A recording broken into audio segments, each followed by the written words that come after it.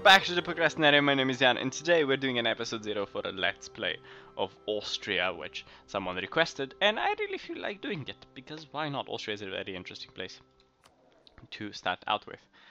First order of business, as Austria split this army in half and send one half over there, because, yeah, I don't want to lose it immediately. As Austria, we start out with a good king of a 251. His name is Friedrich, he's 29. We don't have an heir at the moment, which is okay. National manpower modifier. Because we're a freedom monarchy, we get a national manpower modifier of plus 10% and income from vassals of plus 25%. We don't start out with any vassals or any relations whatsoever. There are several disputed successions, however, that we are going to immediately go in. So we're going to royal marry Hungary, and we're gonna royal marry Bohemia before we unpause, and then immediately go and royal marry Poland as well, probably.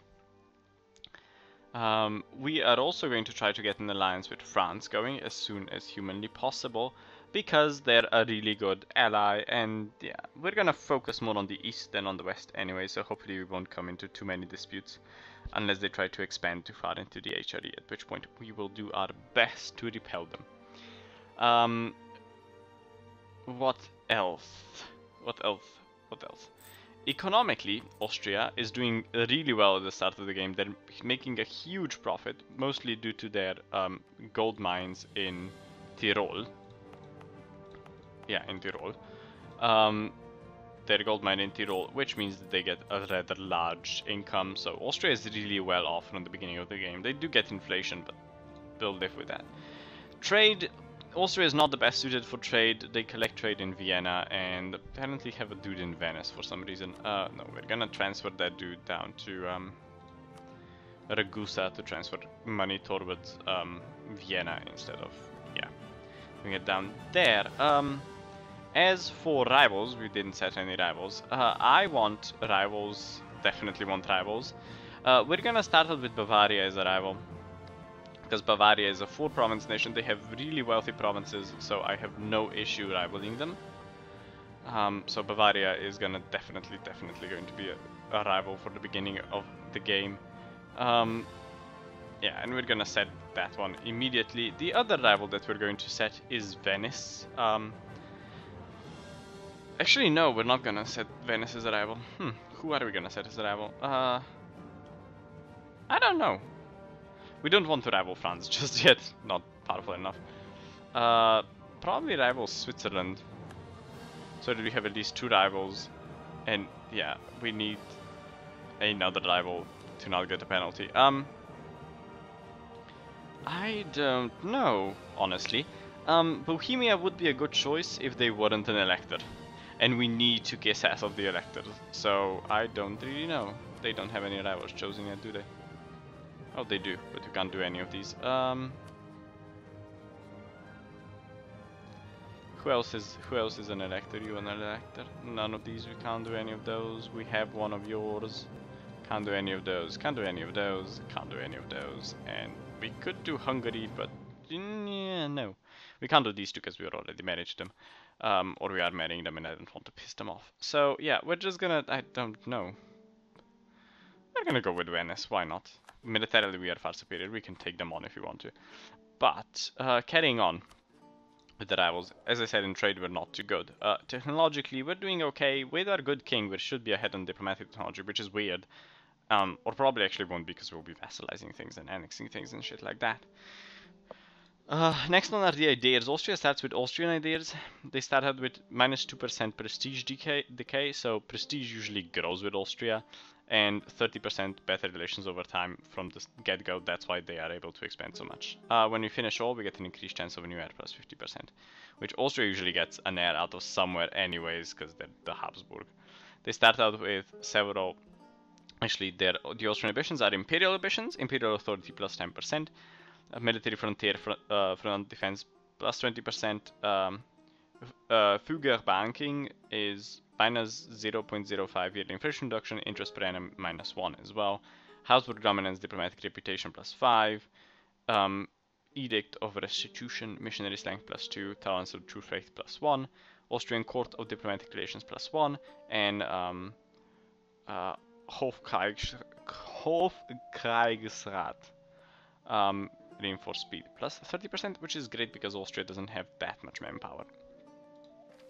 With missions, we can secure the imperial border, which would mean we need a royal marriage with Burgundy, who probably hates us. No, they don't. Interesting. We could try to get France down by marrying Burgundy. Especially if the king of Burgundy dies eventually. And he probably will, because they're poor when it comes to it. So that's an interesting mission. Claim a rival's province, Zurich.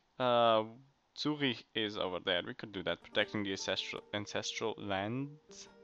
Royal marriage with Bavaria. That doesn't... yeah. We're gonna go with the securing the imperial border, I think. The missions, how they work now, if you cancel a mission, it only takes a year before you can pick a new one, so that's a good thing. We're standard instability. We are, of course, Catholic, because we're Austria. We don't have any active cardinals, so we're just gonna pick one of them to invest in, probably, once it tells us that we can invest in a cardinal. Militarily, we are doing okay as Austria. We have halberd infantry as well. Interesting. Is it actually better? Yeah, it's more attackish than defendish. That makes any sense. So is the Chevauché, but we are mostly defending in the Alps whenever we're going to be at war. So yeah, that's quite awesome. Royal marriages with everyone who have a disputed succession. All of them. Marry everyone. They have Landfrieds in Bohemia, and they have Interregum in Poland, and a Regency Council in Hungary. So yeah, as long as we can get things going, and yeah. If we manage to get Burgundy as an ally, then once the PU casus belli for Hungary kicks in, we are gonna be able to go and attack Hungary, because Burgundy will be a good defender against France, especially if we also manage to get Castile as an ally, or Aragon as an ally. So yeah, that's gonna be a very interesting thing to go against France. So if we can kick down France, if we can kick France while they're down, and destroy France before anything else, we will be in a very good position to do whatever we want in the Empire without anyone, or to do whatever we want in Europe without anyone really opposing us.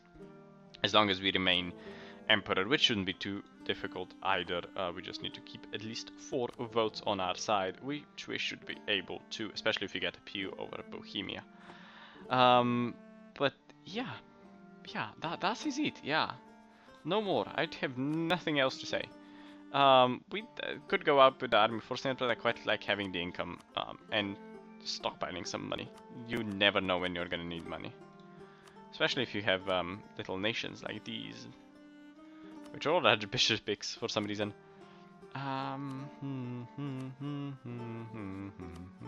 You know, get some vassals going. That will be a nice thing, like Ansbach and definitely Baden. They will be good vassals, and yeah, make vassals, annex everything. But I'm gonna end the episode here. A few days ago, on actually yesterday, by the time you see this, so this is released on Wednesday, and yesterday was Tuesday, and the Tunis episode was released. So how we're going to do it is Tunis is gonna come out on Tuesday, Thursday, and Sunday. This is gonna come Wednesday, Saturday, and Monday, and I'm gonna take Fridays off because I need a day in the week off to do other things, because this takes quite a bit of time, and I do have other errands to run. And so yeah, that's how we're gonna do it. It's gonna be 6 episodes a week, and yeah, 2 different series, which we haven't done before, so it might be a bit confusing, but I still love to do it.